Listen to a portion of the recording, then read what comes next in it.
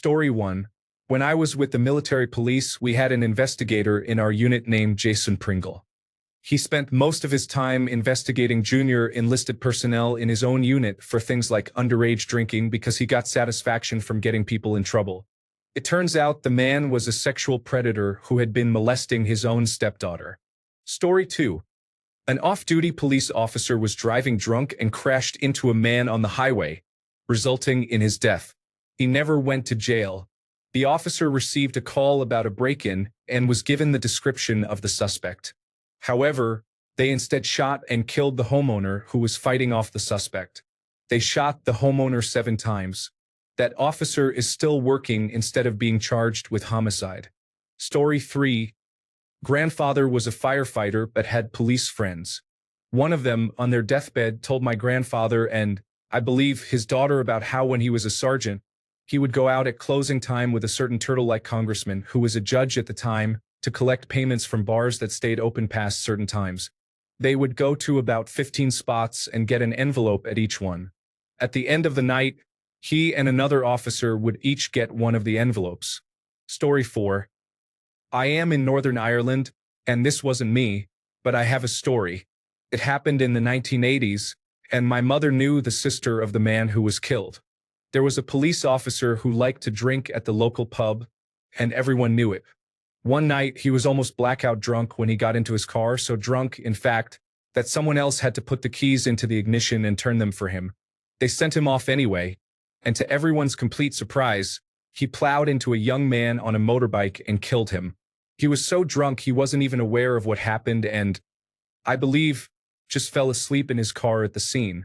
When all was said and done, after the investigation concluded, he kept his job, his license, and his freedom, while the family of the man who was killed were told it was just a freak accident, and no one was at fault. Everyone in the community knew exactly what had happened. The officer faced 0 consequences, and it didn't even stop him from drunk driving. Story 5. Just because I like sharing this story, in Los Angeles, 2015, I had just moved there a few months prior. We picked up our friend to go to a rehearsal. We stopped to get pizza. I'm like 99% sure it was the Pizza Hut in the Fashion District, but I could be wrong. Anyways, we're waiting in the lobby for a pizza. It was totally dead and kind of run down. A police officer walks in with sunglasses on, looks at us, walks to the counter, sets down a black bag, turns around and walks out. The clerk comes from the kitchen, grabs the bag, and brings it into the back. They didn't even see each other, no words exchanged. Like it was routine, maybe? That's it. That's the end. We all looked at each other like, what just happened? It was weird. And I wish I knew what actually happened. Story 6. My great-uncle worked for the Los Angeles Police Department until about 15 years ago. He was the most racist person I have ever met in person. He used to get drunk and brag about hurting people on the job. One time he told us that he got called to a domestic dispute and the woman, who had been abused, was hysterical, so he hit her some to calm her down. He was eventually forced to retire with full benefits. Turns out he was abusing my great-aunt too. She left him and we have not seen him since.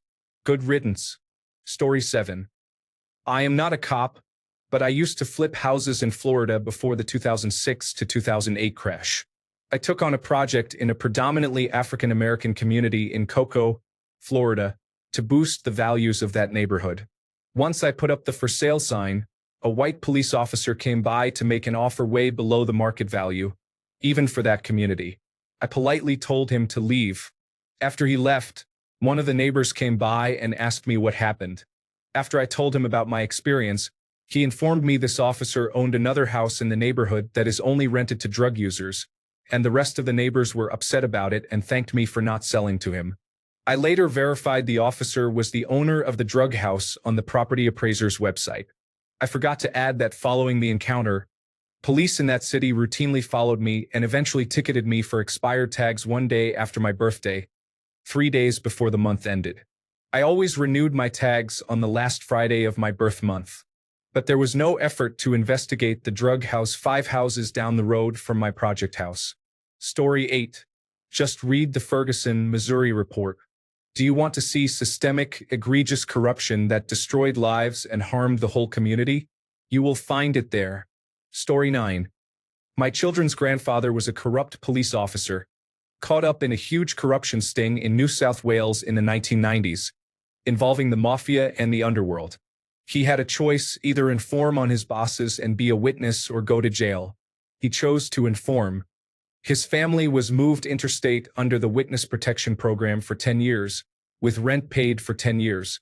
He and his wife were given new jobs, and the family was given new names.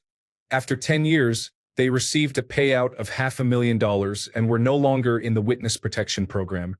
He was very corrupt and literally got rewarded with 10 years of rent-free living and $500,000.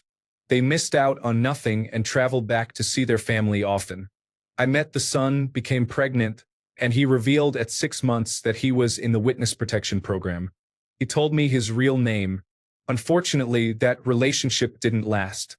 The children's grandfather is deceased now. It is some story she will have to tell her own children. Story 10.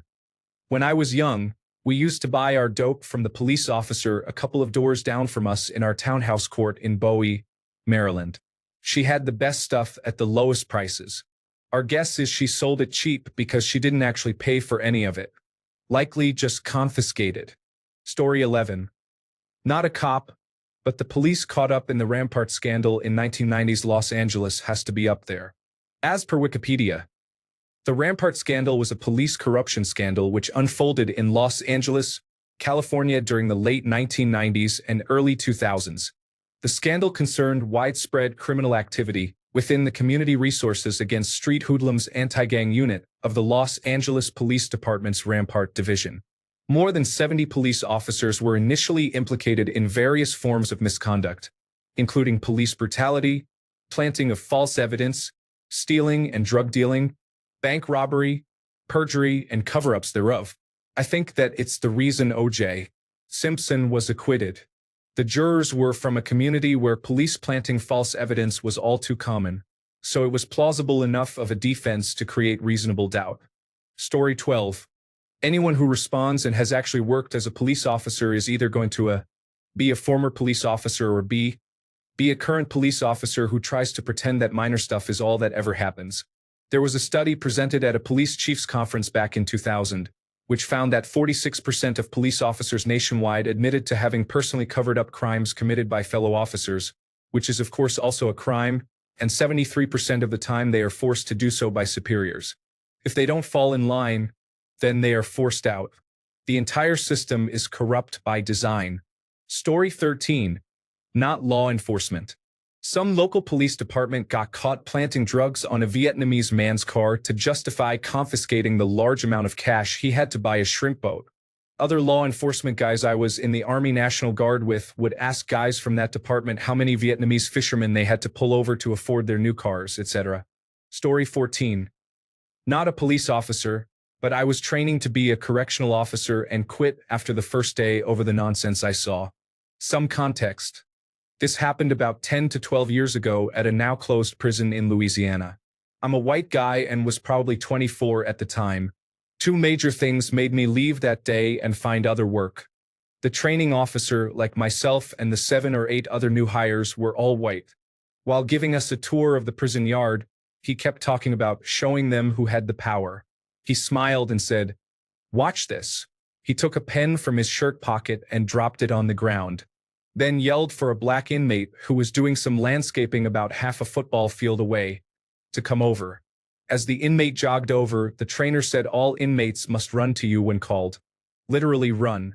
Once the inmate got to us and said, "Yes, sir," the trainer told him to pick up his pen and hand it to him. The inmate said, "Yes, sir," and did it. The trainer then said, "Go back to what you were doing." Again he said, "Yes, sir," and jogged back. This was in the July humid heat, by the way. The trainer and other hires all did this chuckle together, as I thought to myself, what did I just see? Later, I was put in one of the housing units to shadow the 2 officers in their supervising the inmates. A white guy and a black guy. They took me to some bunks to show me how to do shakedowns and look for contraband. They had the inmate stand by his bed as they just wrecked his belongings. I get you have to be thorough, but this was being done as another power trip move. The black officer finds a copy of the black inmate's Quran, holds it up, and starts asking him, "You really believe this?" and goes on to mock his religion. I'm not a religious guy, but again, I thought, what? I finished the day, and as soon as I left, I called my old boss to see if I could come back. Thankfully, they were happy to have me back. Story 15. The Thunder Bay Police Service has a long history of corruption, racism, and violence, with multiple investigations over the years leading to pretty much no changes. My uncle was an undercover investigator in the 1980s in Thunder Bay for the Royal Canadian Mounted Police, looking into the situation, and it was so disastrous that they ended up pulling out due to the threat of organized crime, which was colluding with the Thunder Bay Police Service at the time. Some good reads include Thunder Bay Police Service's Board Investigation Final Report December 14, 2018. Watching the Watchmen. A historical look at the legacy of the Thunder Bay Police.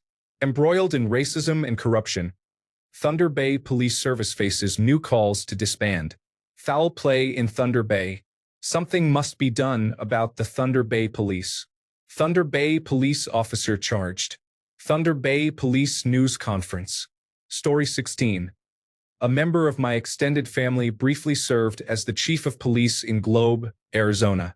Within his first month on the job, he uncovered missing department equipment, including a razor, quads, and other valuable items. Determined to get answers, he called a meeting to question the department about the missing gear. That night, 3 officers showed up at his home with a chilling warning. If he kept digging, he wouldn't have to worry about living. The next day, he resigned and told us all what happened. Crazy stuff. Story 17. My terrible stepdad worked for the Los Angeles Police Department, and the things he would normalize his colleagues doing were insane. Going to strip clubs on the clock, giving someone an extra bit of beating while arresting them because they were mouthy, intentionally using holds and locks that made it more likely they would injure suspects, rampant racism among the white officers, the list goes on. The Los Angeles Police Department is probably one of the most corrupt forces in the United States, behind the Los Angeles County Sheriff's Department and the New York Police Department. Story 18. For me personally, it was this situation that unfolded in a small town in the middle of Alabama that borders the interstate. The short version is that in 2009, the town only had 1 police officer. We're talking about a very small department, and it had overlap with another local town that provided them with resources, so it's not like this officer was without help. He went to the mayor and made some claims about the town being a drug trafficking haven and was given the go-ahead to expand the department and was given the title of sheriff for the area. He then proceeded to aggressively enforce speed limits, accused people of trafficking, unlawfully detained them, billed them through the city to tow their vehicles, and confiscated any cash or property he found in the vehicles. Many of the people who were subjected to this never got their vehicles or confiscated property back. It ended up getting so bad that multiple lawsuits were filed and led to a temporary dissolution of the police department. Story 19. I'm going to have a different take on this, and I'm going to get downvoted, but I feel like I can shed some insight. I'm a police officer who has graduated from the academy within the last few years. I can honestly say that newer police officers are the ones that are more dedicated to improving the public image of how people view us. I didn't get into this to bust heads or do any of that. The incident in Uvalde and what happened with George Floyd made me do this. I hated what I saw and felt like I could make a difference. I understand that there's some animosity towards police, and rightfully so. I just hope that trend declines and the bad ones get ousted and indicted as they should. I know people on Reddit usually hate police officers, and I know I'm going to get some all cops are bad comments, but just know that not all of us subscribe to the mindset. Just my 2 cents. Story 20. Military law enforcement, but I've worked with civilian law enforcement. When I was new, very new, I rode patrol with a guy who had ties to the local area. He was speeding on his phone and regularly not wearing a seatbelt. He also didn't carry any less lethal weapons, which I didn't know at the time. He started pulling people over left and right for doing 27 in a 25. He would brag about how many tickets he handed out per shift. He started a competition which was quickly handled by superiors for most tickets handed out per week. A few weeks later, I was at a different post. but my buddy worked the desk as a dispatcher. Over the radio, there was a lot of back and forth that I kind of just tuned out. Eventually, I heard a few interesting comments, and apparently, that same officer mentioned above had planted evidence during vehicle searches and exposed himself to people entering the base. Due to his connections, he was just moved to a different shift. On those shifts, he got caught for excessive force and sexual harassment. Story 21. I had been an officer for about 7 to 8 years when I was asked to fill in working security at a football game at a local high school.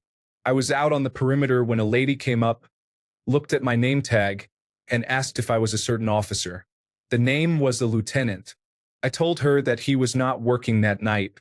About an hour later, I was in the parking lot when the same lady drove up to me. Her 16-year-old cheerleader daughter was with her. She asked her daughter, "Is this him?" The daughter said, "No, Mom, that's not him." By this time, I was really wondering what's going on. The mom tells me that her daughter has always dated losers, and she was so glad to hear that her daughter was finally dating someone who was respectable. It turned out her 16-year-old daughter was dating my lieutenant, not knowing he was 38, married with 3 kids. "No, ma'am, that isn't me. I am married, and I don't date high school girls." I turned and left the area. That lieutenant eventually became an assistant chief and continued sleeping with younger women, even when his wife was dying of cancer years later. He was a sack of crap.